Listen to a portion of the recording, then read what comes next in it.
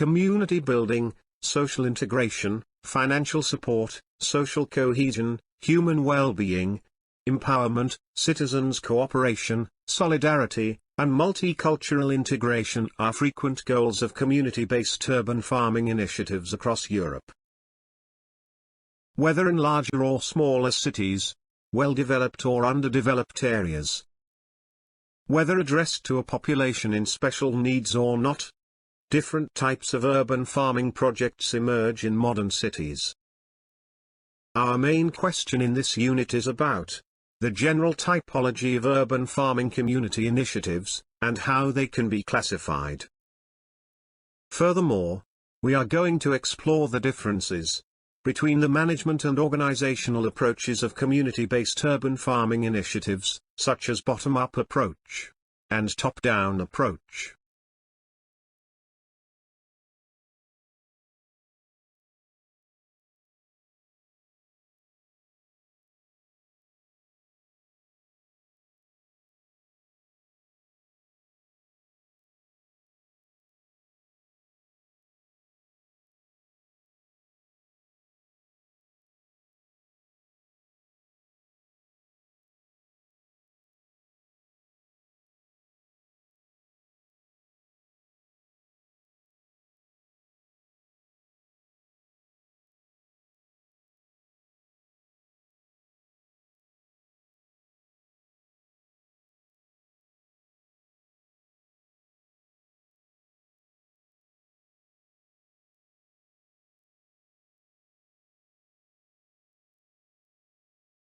In modern scientific literature on urban farming, there is not a clear typology of grassroots and community initiatives. This is mainly due to the diversity of indicators such as the participants and stakeholders organizing such initiatives, or the different socio-economic, historical, and cultural characteristics between areas and regions, which can't provide a clear picture of types.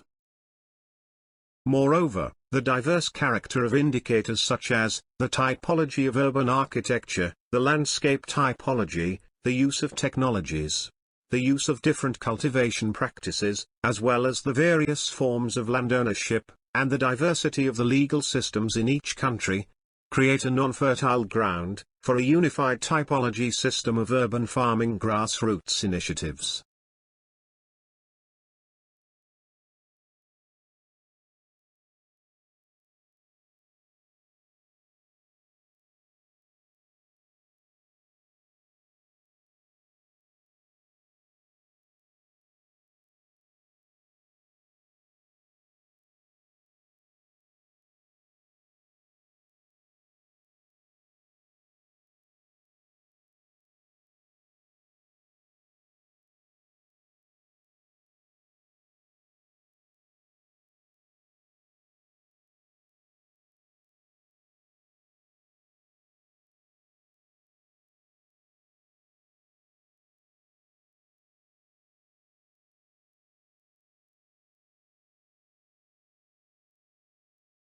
However, grassroots initiatives could be categorized according to their services, ecosystem services, functions, aims, and usages for a community.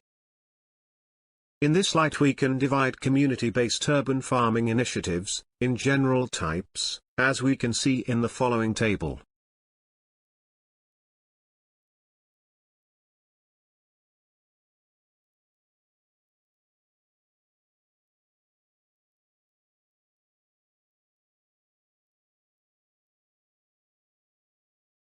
There are three main types of service categories for grassroots urban farming initiatives: provisioning, regulating, and socio-cultural. The provisioning category provides ecosystem services such as local supply, as well as urban greening and embellishing of a community. You can see in the table the many different functions and usages of grassroots urban farming initiatives. The regulating category is strongly connected with services such as climate regulation in the cities. On the other hand, the socio-cultural category is connected to different ecosystem services, such as monetary income, and poverty alleviation, as well as social integration of vulnerable groups. You can see in the table the many different functions and usages of grassroots urban farming initiatives. The socio-cultural category is also connected with other ecosystem services, such as community building and socialization, as well as education for children and adults. You can see in the table the many different functions and usages of grassroots urban farming initiatives. Furthermore, the socio-cultural category is also connected with other ecosystem services, such as human health, as well as leisure and recreation. You can see in the table the many different functions and usages of grassroots urban farming initiatives. These general categories, or types of grassroots urban farming initiatives, are not excluding one another. In this light, a community urban garden, or a community urban farm, can belong in more than one category at the same time. In this way, urban farming community initiatives tend sometimes to share common aims, functions, and services towards the community and the ecosystem, regardless of how we could categorize them. For example, an urban community garden created for the promotion of the sense of community can be at the same time an initiative offering well-being and viability to the community's members, and a place of entertainment hosting cultural events.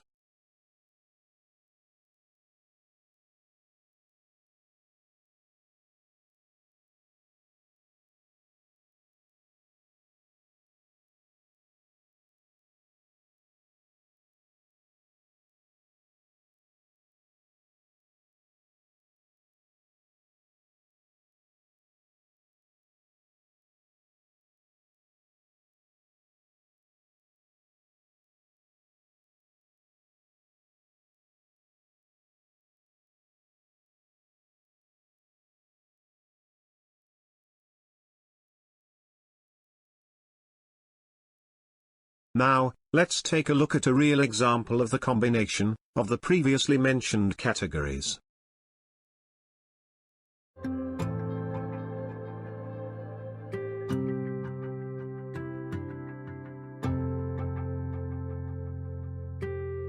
We are located out here at the Old Man Creek Nursery, which is a city-owned nursery.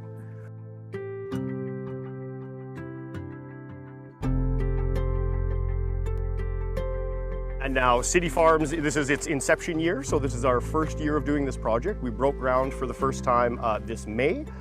We have planted up approximately 10 acres worth of land, and the mandate of this is to be able to take fresh produce to organizations like the Food Bank, akin, the Food Run program, and be able to have community baskets put together with locally produced vegetables that are given away to the community. Well, it means a lot more to me growing this food, knowing that it's going to a good cause.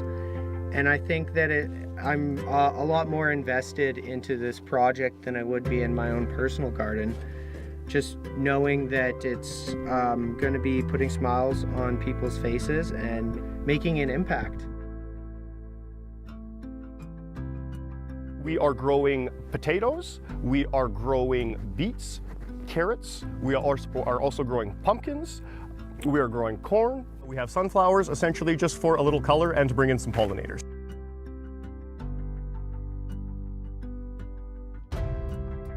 We had volunteer days where we had different teams come out from different quadrants of horticulture and assist within the plantings. So we had several mass planting days in which we had 12, 15 different people come out to assist in the labor.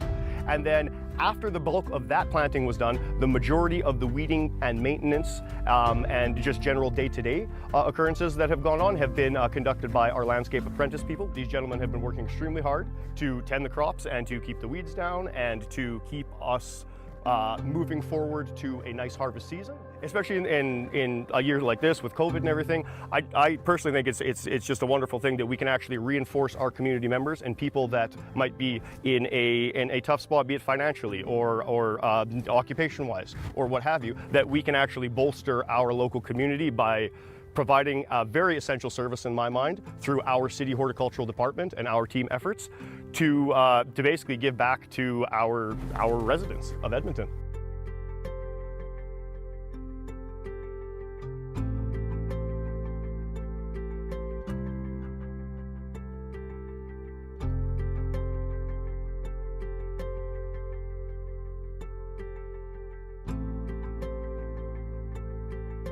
We have received a ton of beautiful produce from the Edmonton Nursery, and so this helps us to offset the cost of food purchasing so that we can actually extend our program, because we anticipate that because of the hardships that have been magnified by COVID, this will need to be a longer-term program. Since the pandemic, we've increased from 100 families accessing the program per week to about 400, and so of course this has meant that there's a significant increase in the volume of food required to ensure that families are receiving enough food for their growing children as well as aging seniors. So it's important financially but also socially to reveal the invisible struggle of food insecurity.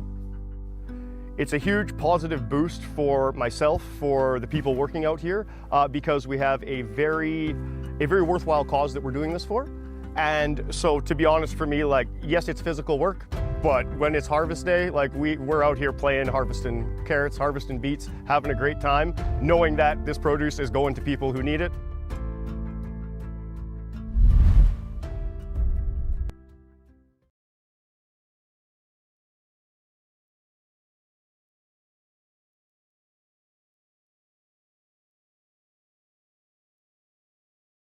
According to recent studies on the planning and integration of urban farming in the urban environment, there are two main types of holistic management and organizational approaches. The management approach of projects, developed by grassroots urban farming initiatives, has to be holistic since, in addition to the involvement of different types of actors, the urban environment has complex and diverse physical, administrative, spatial, economic, cultural, social, and historical characteristics and aspects. The sound management and development of urban farming projects, created by grassroots initiatives, have to take into account all these characteristics, as well as the multiple roles played by urban farming, be it community-based types of green yards, pocket vegetable gardens, rooftop gardens, urban greenhouses, vertical farms, etc. The two holistic and management models, or approaches of urban farming projects, developed by grassroots initiatives, can be either bottom-up or top-down.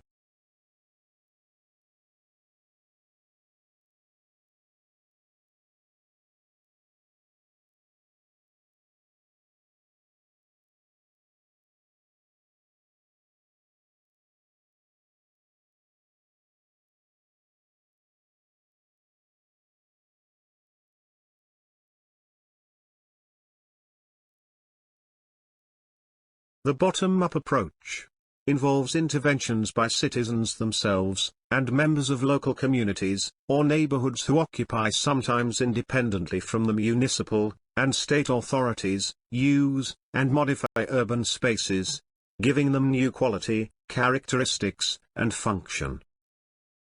Whether the function is food production, environmental protection, education, social interaction, culture, health or well-being, as well as active citizenship, or social inclusion.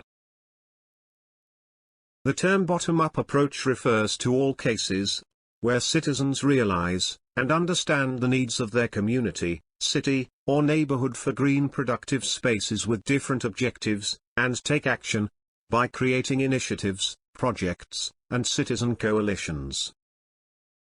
These initiatives sometimes involve public administrations, in order to create urban agricultural spaces and facilities, but on the other hand, they sometimes occupy public spaces independently, and even illegally.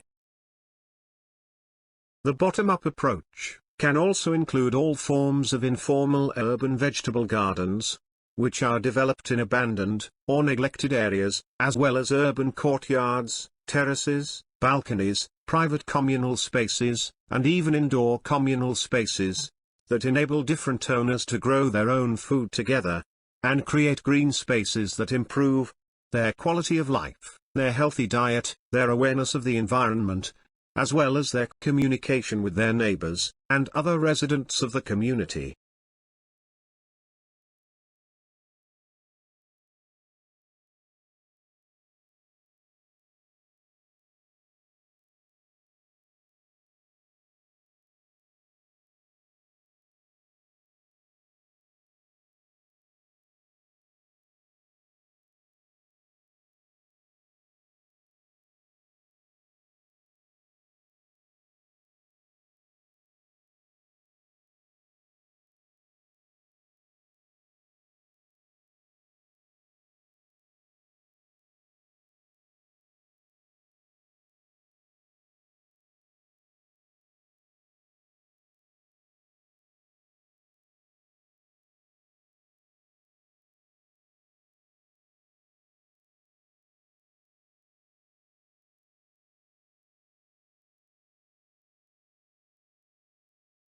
The top-down approach in community urban farming initiatives refers to cases supported by a project or a program that aims to introduce urban agriculture, usually for the purpose of producing or selling food, changing people's habits, improving the food network, and raising people's awareness of the importance of sustainable production of local healthy food.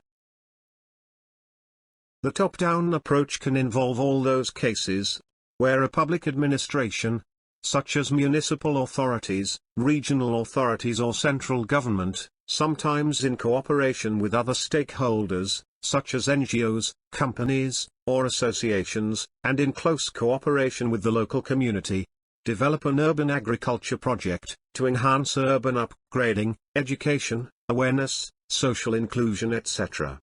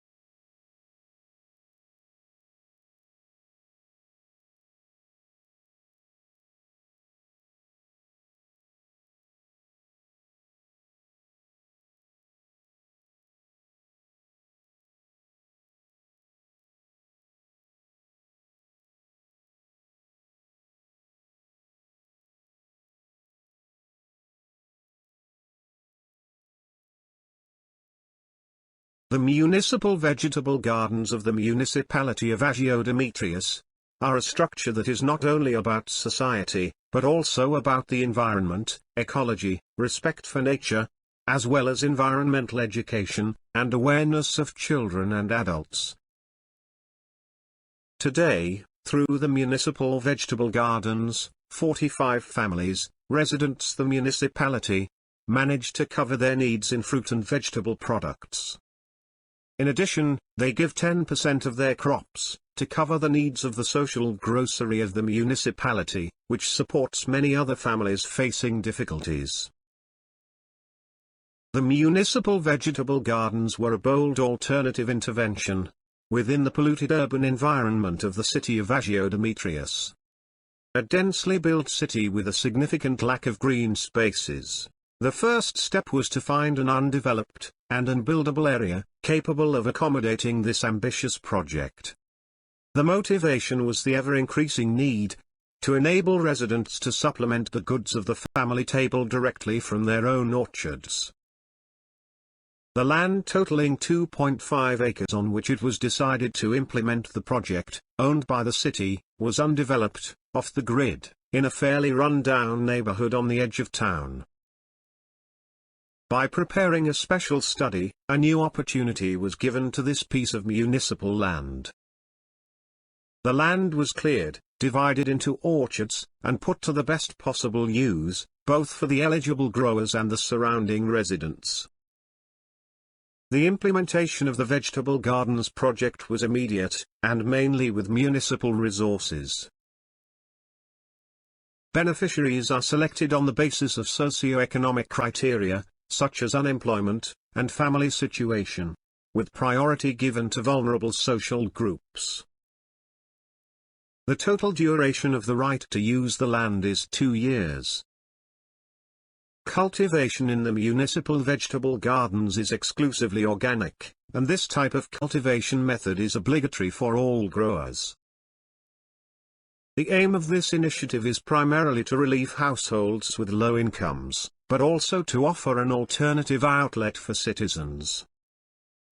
In addition, the ecological and environmental benefits are multiple and very important. The creation of enclosures within the densely built-up environment of the city is an alternative green proposal, at the same time upgrading the standard of living of local residents, and improving the aesthetics of the area.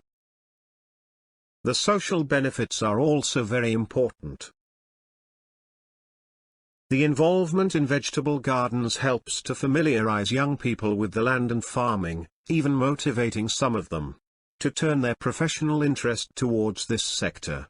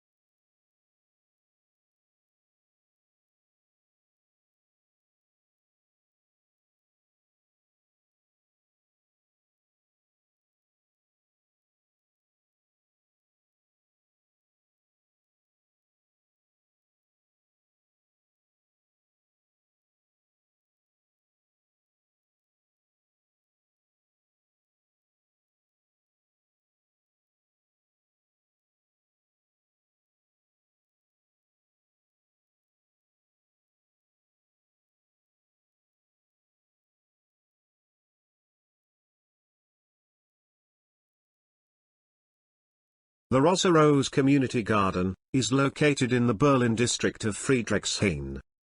This community garden was established by guerrilla gardeners on several vacant lots, filled with waste and garbage that had become something of blight to the neighborhood. This initiative was started in May 2004 by people from different countries, and of different ages, that live more or less close to this district. The vacant lots were cleaned, and garden activists started attracting more and more people from the neighborhood. People from very different backgrounds came together: housewives, architects, pensioners, dog owners, artists, and students. They worked together to create a small green oasis in the city. On this public green area at Gessnerstrasse, the gardeners grow vegetables, fruits and ornamental plants, yet there is enough space to hang around on the meadow or to have a barbecue. The free use of the garden is assured by a contract with the borough office. The history of the garden is manifold, because it had to move from different areas. The garden tries to facilitate urban gardening, independently from financial background or ownership structures. Everyone who wants to take part is warmly invited. The Rosa Rose Community Garden became a popular meeting place for people in the community. Neighbors would gather to spend time together. Moreover, this community garden is used for weddings, birthday celebrations, cinema evenings, and readings. Garden parties are also organized for the entire neighborhood.